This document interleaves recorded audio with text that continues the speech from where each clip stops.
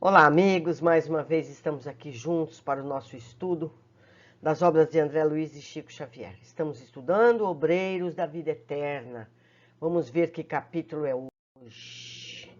Hoje é o capítulo 12, Excursão de Adestramento. Nosso orientador sediara-nos a tarefa na casa transitória de Fabiano, deliberando, porém, que as nossas atividades na crosta tomassem como ponto de referência o lar coletivo de Adelaide, onde realmente os fatores espirituais eram mais valiosos. Aqui, esclarecendo-nos de início, nos sentiremos à vontade. A organização é campo propício às melhores semeaduras do espírito e oferece-nos tranquilidade e segurança. Permaneceremos em comunicação contínua com o abrigo de Fabiano, para onde conduziremos recém-desencarnados e condensaremos todas as atividades possíveis concernentes aos outros amigos nesta amorosa fundação. De fato, aquele refúgio de fraternidade legítima era, sem dúvida, vasto celeiro de bênçãos.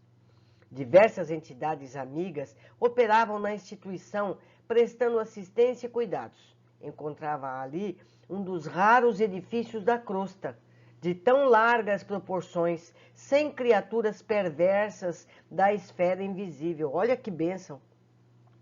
Semeando-se a casa transitória de onde vínhamos, a vigilância funcionava severa. Fôramos defrontados por vários sofredores, criaturas de bons sentimentos, que penetravam o asilo com prévia autorização. Enquanto o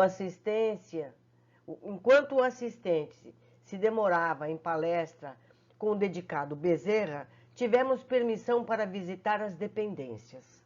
O padre Hipólito, Luciana e eu, em companhia de Irene, jovem colaboradora espiritual da casa, pusemos-nos em ação. Em todos os compartimentos havia luz de nosso plano, indicando a abundância dos pensamentos salutares e construtivos de todas as mentes que ali se entrelaçavam na mesma comunhão de ideal. Chegados à sala das reuniões populares, nossa nova amiguinha explicou. Essa é a região do abrigo onde nos força a serviço mais árduo, receptáculo das emanações mentais e dos pedidos silenciosos de toda a gente que nos visita. Em assembleias públicas, somos obrigados, depois de cada sessão, a minuciosa atividade de limpeza. Como sabem, os pensamentos exercem vigoroso contágio que faz imprescindível isolar dos prestimosos colaboradores de nossa tarefa, livrando-os de certos princípios destruidores ou dissolventes. Meus amigos, a gente precisa centrar nessa situação. Tudo está no nosso pensamento, tudo está no pensamento de todas as pessoas. Quantas vezes já não disseram isso pra gente? E como é difícil, né? Vamos seguir. Tentando intensificar a conversação esclarecedora, aduzi. Imagino a extensão dos afazeres. Há suficiente pessoal na cooperação? Sim, respondeu. A legião dos colaboradores não é pequena. Somos levados a servir dia e noite, em turmas alternadas. Temos sessões de assistência aos adultos e às criancinhas. Vislumbrava aqui, porém, tão grande número de trabalhadores de nosso plano que, por momentos, graves reflexões me afloraram ao cérebro. Tanta gente a contribuir apenas no sentido de amparar algumas dezenas de crianças desfavorecidas no campo material? Estabelecia paralelo entre a fundação de Adelaide e a casa transitória de Fabiano, notando singular diferença. Lá, os rigorosos serviços de sentinela, o gesto de energia, a atenção do pessoal, verificavam-se em atitude das necessidades inadiáveis de certa quantidade de infelizes, desencarnados, para os quais a caridade constituía lâmpada acesa, indispensável à transformação interior. Aqui, porém, via somente criaturinhas tenras que reclamavam de imediato acima de qualquer outra medida, leite e pão, primeiras letras e bons conselhos. Valeria assim o dispêndio de tanta energia de nossa esfera? Mesmo assim, a delicada colaboradora, apreendendo minhas indagações íntimas, ponderou: cumpre-nos reconhecer, todavia, que esta obra não se dedica exclusivamente às necessidades do estômago e do intelecto da infância desamparada. Os imperativos da evangelização preponderam aqui sobre as demais. Para infundir espiritualidade superior à mente humana, urge aproveitar realizações como estas, já que é muito difícil obter espontâneo arejamento da esfera sentimental. Valemo-nos da casa, venerável em seus fundamentos de solidariedade cristã, como núcleo difusor de ideias salutares. A fundação é muito mais de almas que corpos, muito mais de pensamentos eternos que de coisas transitórias.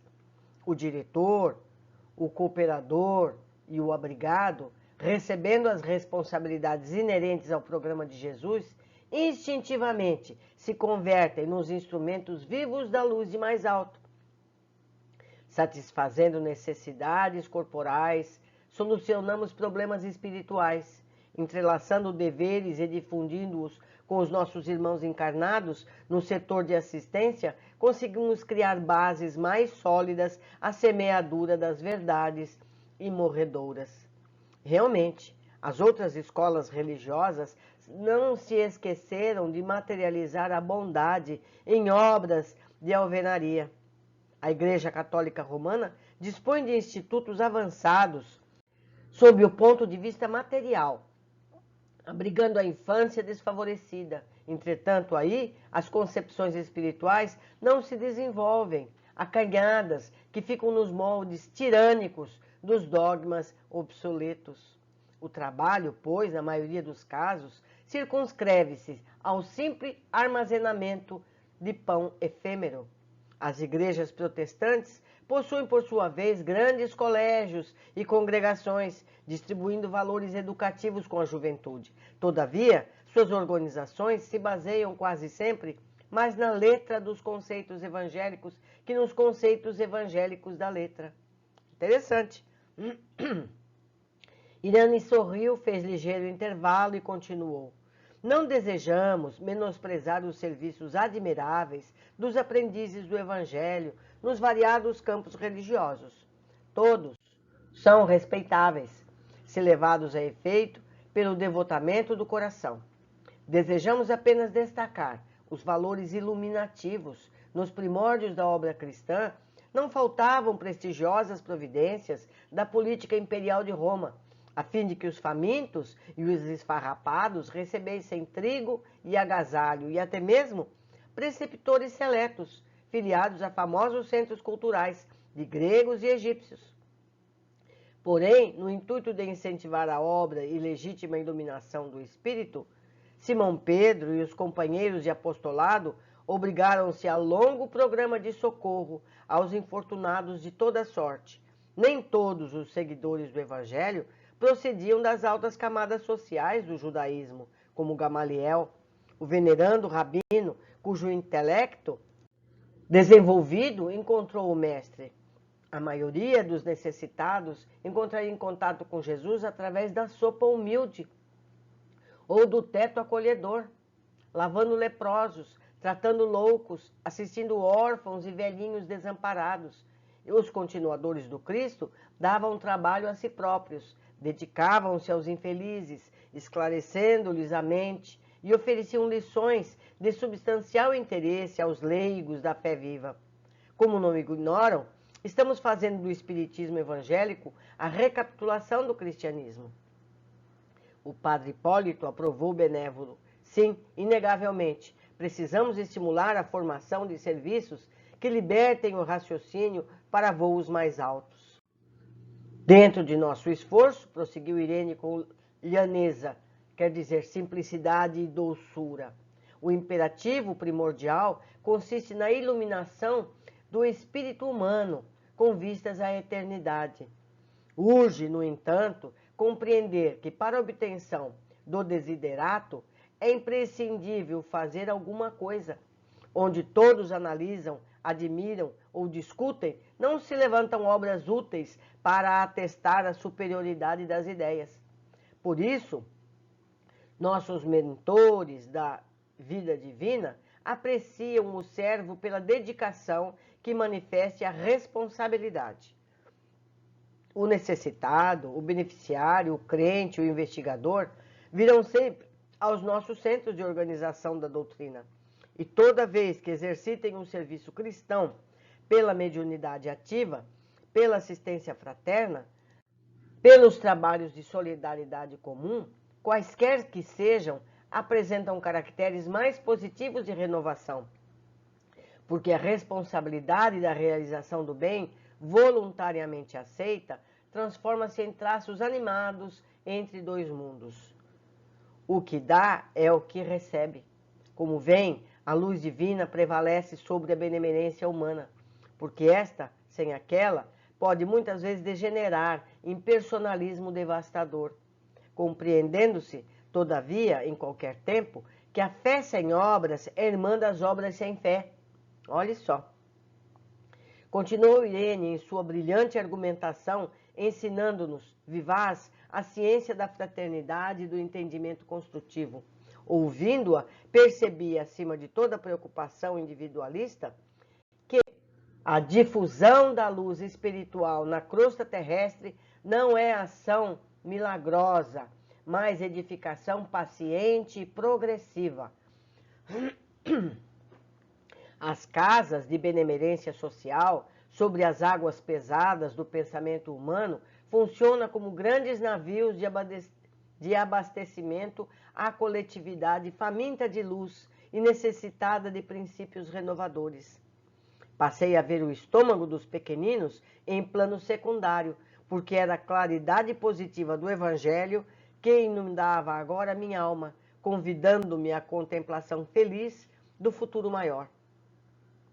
Caíra a noite e continuávamos em companhia da estimada irmã que nos apresentava a instituição, comentando-lhe com oportunidade e sabedoria o salutar programa. Observamos os serviços espirituais que se preparavam ante a noite próxima. Aqui eram cuidadosas preceptoras desencarnadas que reuniam as crianças nos momentos de sono físico, em ensinos benéficos. Acolá eram benfeitores diversos a buscarem irmãos para experiências e dádivas preciosas nos círculos de nossa movimentação. Refundi minha apreciação inicial, enxergando mais uma vez aquele instituto,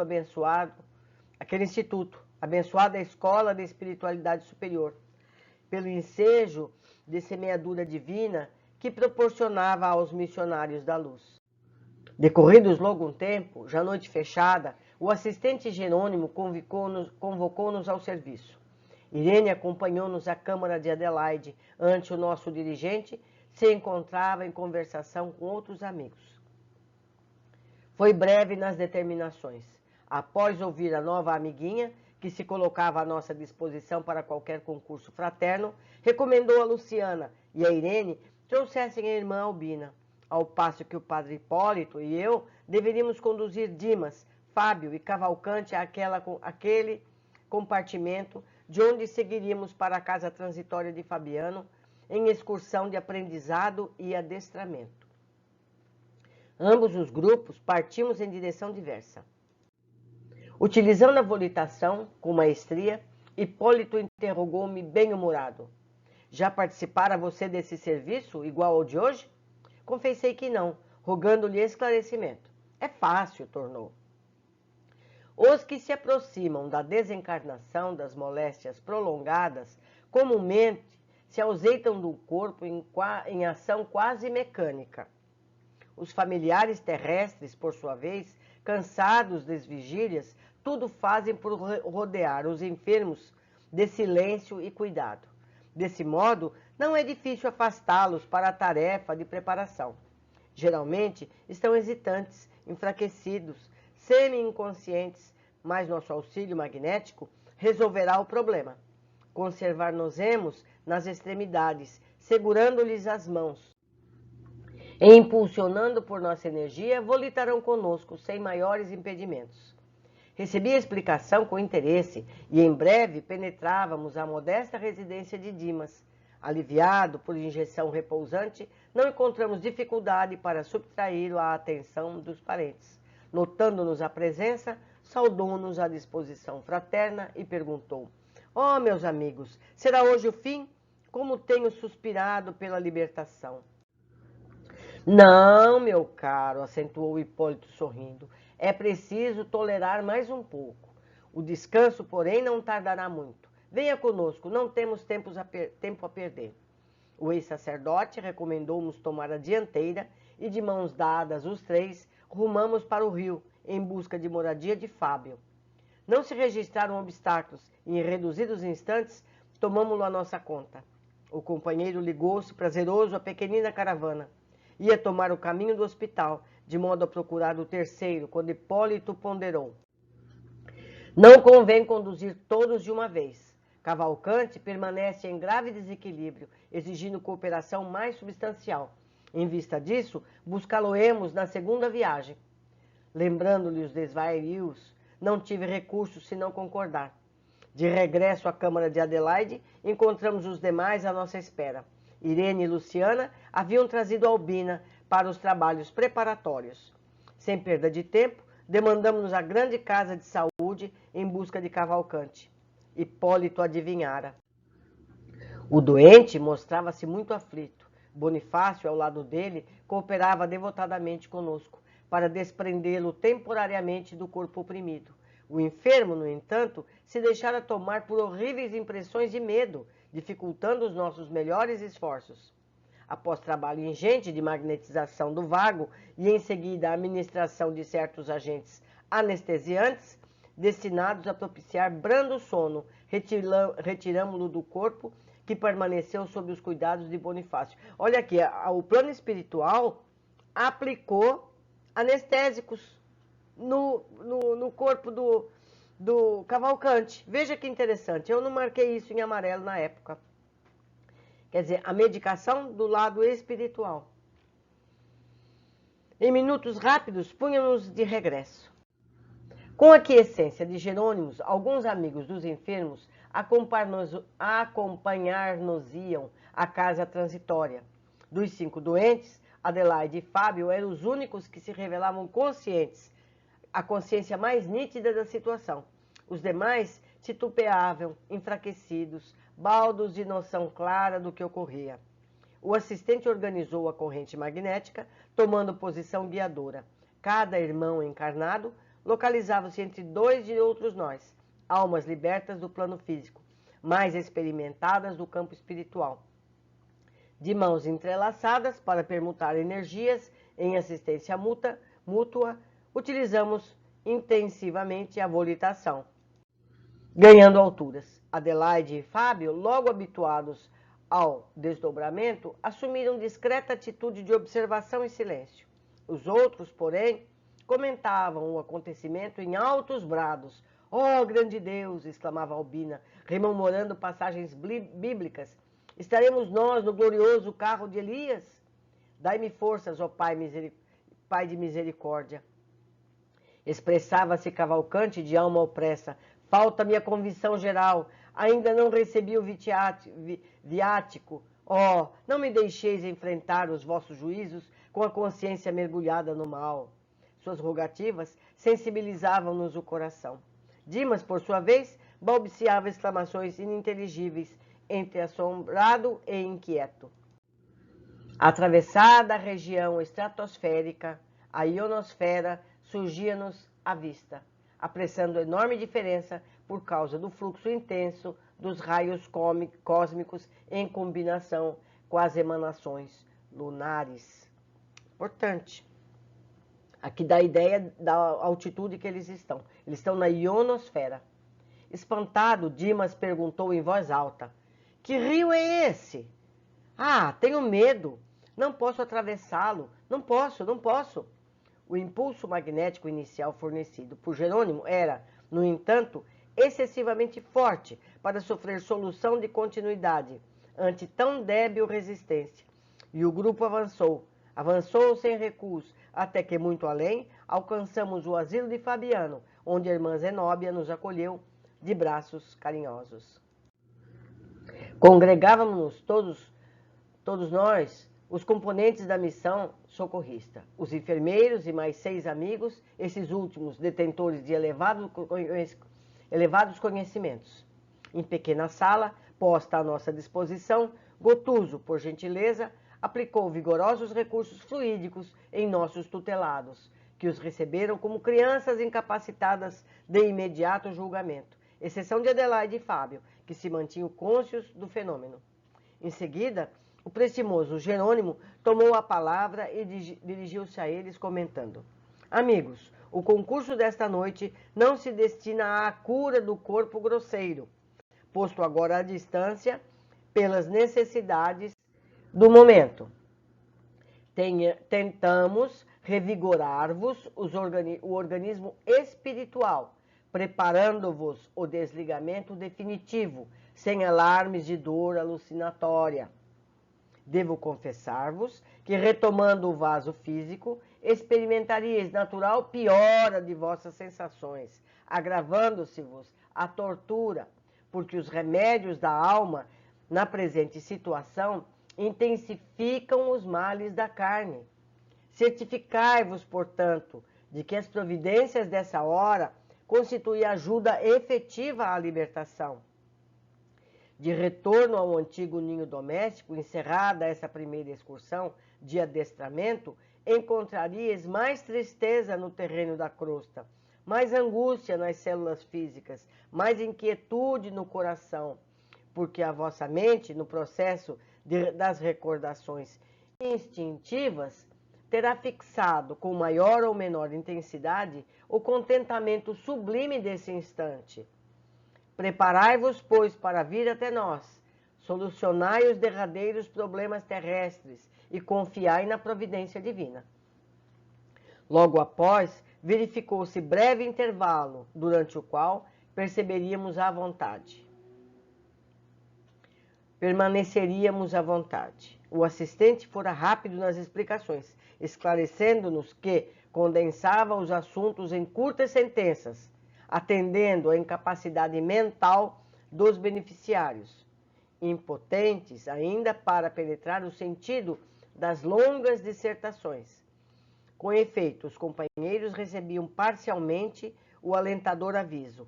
Eram atingidos pelo socorro magnético positivo, mas as ideias que faziam do acontecimento eram muito diversas entre si.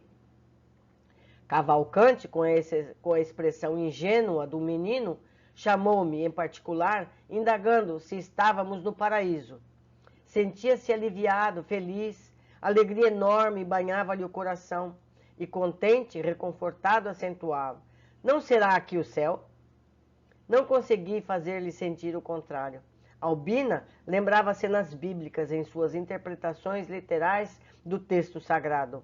Depois de observar o nevoeiro exterior, circunspecta, perguntou a Luciana se aquela era a casa do Senhor, mencionada no capítulo 8º do primeiro livro dos Reis, em vista da nuvem de matéria densa que cercava a paisagem. Dentre os espiritistas, Adelaide e Fábio entregavam-se à reserva feliz da oração. Mas Dimas, embriagado de felicidade pelo provisório alívio, abeirou-se curioso do padre Hipólito e inquiriu-se se a zona representava alguma dependência aventurosa de Marte. O ex-sacerdote esboçou largo sorriso e respondeu complacente: não, meu amigo, isto aqui ainda é a Terra mesma. Estamos muito longe dos outros planetas. Trocamos inteligente olhar, que traduzia bom humor. Antes de nossas considerações, talvez desnecessárias, Jerônimo interveio acrescentando: o plano impressivo da mente grava as imagens dos preconceitos e dogmas religiosos com singular consistência. Nós fazemos a nossa ideia e acreditamos nelas, né? A transformação compulsória pelo descenso, ou seja, pela morte, reintegrará a criatura no patrimônio de suas faculdades superiores. O trabalho, porém, não pode ser brusco, sob pena de ocasionar desastres emocionais de graves consequências. Urge considerar a necessidade da medida, isto é, da gradação. E fitando-nos mais agudamente, prosseguiu. Há, contudo, observação valiosa a destacar. Como vemos, não é a rotulagem externa que socorre o crente nas supremas horas evolutivas. É justamente a sementeira do esforço próprio nos serviços da sabedoria e do amor, que frutifica no instante oportuno, através de providências intercessórias ou de compensações espontâneas da lei que manda entregar as respostas do céu a cada um por suas obras. Nós receberemos tudo que tiver respeito às nossas obras, não aquilo que nos disserem. Todo lugar do universo, portanto, pode ser convertido em santuário de luz eterna, desde que a execução dos divinos desígnios seja a alegria de nossa própria vontade. Fim da colheita de preciosos ensinamentos, começamos a regressar, terminando assim a nossa feliz excursão. Devolvendo os enfermos aos leitos de origem, verificamos as impressões diferentes de cada um. Fábio demonstrava infinito conforto no campo íntimo. Cavalcanti acordou no organismo de carne, pensando em recorrer à Eucaristia pela manhã. Dimas, ao despertar junto de nós, chamou a esposa e afirmou em voz fraca: "Oh, como foi maravilhoso o meu sonho de agora! Vi-me à beira de rio caudaloso e brilhante, que atravessei com auxílio de benfeitores invisíveis. Chegando em seguida à grande casa, cheia de luz." Pousou a descarnada mão na testa úmida e exclamou: "Ah, como desejaria lembrar-me de tudo! Tenho a impressão de que visitei um mundo feliz, recebendo ensinamentos de grande significação, mas a cabeça falha." A companheira tranquilizou-o e, exortando-o a dormir, realizara-se a primeira excursão de adestramento com os amigos, que dentro em breve viriam a ter conosco. Congregados de novo na abençoada instituição de Adelaide, deliberou Jerônimo nosso retorno à casa transitória de Fabiano, para descansar e servir em outros setores, toda vez que a oportunidade de trabalho útil nos bafejasse com a sua bênção. Veja só, Dimas achou que estava num paraíso de luz, e ainda era a casa Fabiano de Cristo, que estava ali pertinho aqui da terra, cheia de abismos à volta. Já pensou quando ele chegar em planos mais altos, o que ele vai achar? É isso. Vamos às observações desse curto capítulo. Primeiro, depois de cada sessão, a minuciosa atividade de limpeza. Como sabem, os pensamentos exercem vigoroso contágio e faz-se imprescindível isolar os prestimosos colaboradores de nossa tarefa, livrando-os de certos princípios destruidores ou dissolventes. Então, entendemos que a espiritualidade prepara o centro antes e depois dos trabalhos. E eu quero destacar mais uma vez os pensamentos. Meus amigos, nós temos que ter mais disciplina. É difícil, porque nós estamos cercados de situações que nos fazem pensar besteiras. É uma notícia de jornal que nos faz ter uma opinião desarrazoada. Muitas vezes a falar uma besteira.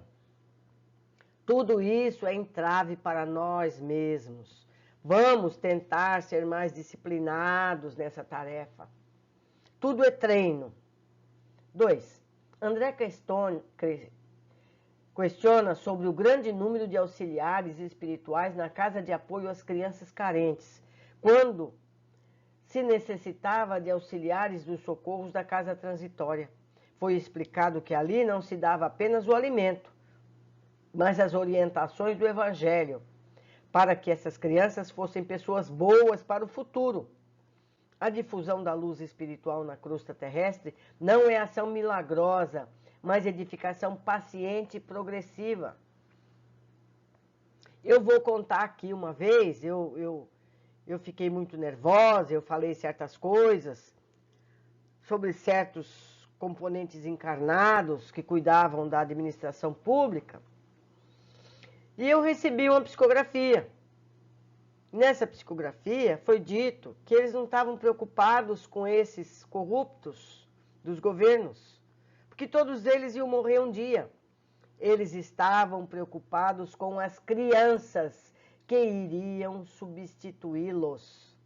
Por isso é tão importante a gente dar a devida educação espiritual para as crianças, para que elas possam ser eficientes, provedoras da humanidade que começa com elas, certo?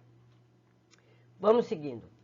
Os que se aproximavam da desencarnação nas moléstias prolongadas, comumente se ausentam do corpo em ação quase mecânica. Daí a importância e o valor dos males prolongados. O desligamento é lento e sem traumas. Então a gente sempre diz, por que essa pessoa está sofrendo essa moléstia aí na cama há tantos anos ou há tanto tempo? São a favores de eutanásia. Isso está errado. Esse processo de doença vai desligando lentamente a pessoa. Tudo fica mais fácil, mais natural. É a mesma coisa quando a criança nasce, ela não é fraquinha, não depende da gente, não vai devagarinho se fortalecendo. O mesmo tem que acontecer inversamente. A pessoa vai se enfraquecendo lentamente. 4. Atravessada a região estratosférica, a ionosfera surgia-nos à vista, apresentando enorme diferença por causa do afluxo intenso dos raios cósmicos em combinação com as emanações lunares. Por esse parágrafo, podemos deduzir a que altura está a casa transitória, acima da estratosfera, na ionosfera, e que os raios cósmicos e emanações da Lua influenciam as características da ionosfera. Estamos aprendendo a física dos planos espirituais, não é? 5. Interessante informação. Tentamos revigorar-vos o organismo espiritual, preparando-vos o desligamento definitivo, sem alarmes de dor alucinatória. Fortalece o espírito enquanto o corpo vai se enfraquecendo. Não é? É muito lógico. 6. Cada um dos tutelados interpretava a situação segundo seus referenciais religiosos. O plano impressivo da mente grava as imagens dos preconceitos e dogmas religiosos com singular consistência. Então, a gente tem uma opinião formada no nosso cérebro, coisas que a gente acredita serem verdade, e quando a gente está nesse estado de desdobramento, pode ser no sono físico, pessoa normal, saudável. Então, você capta as impressões e traduz com essas referências mentais. Por isso que, muitas vezes, a gente tem impressões deturpadas da realidade. Elas são concebíveis pelo nosso cérebro, não é? A gente sempre precisa de referências. 7º e último comentário. Ali o grupo era de pessoas com formações religiosas diversas, mas que o que conta mesmo é justamente a sementeira do esforço próprio, nos serviços da sabedoria e do amor que frutifica no instante oportuno, através de providências, intercessórios ou de compensações espontâneas da lei, que manda entregar as respostas do céu a cada um por suas obras. Então não importa qual é a religião da pessoa, nem importa se ela tem alguma religião. O que importa é o trabalho que ela fez em favor dela e em favor de todas as pessoas com quem ela se encontrou. Como ela é gentil, como ela ajudou na dificuldade do outro, qual é a vibração que ela tem, quais são os pensamentos que ela tem. Isso é que importa, a produção individual de cada um, e não nos dogmas que ela vem a seguir. Foi uma alegria estar aqui com vocês nesse capítulo tão curto. Eu espero todos nos nossos encontros futuros e também que deixem as suas mensagens na área de comentários aqui abaixo. Um grande abraço, até o nosso próximo capítulo.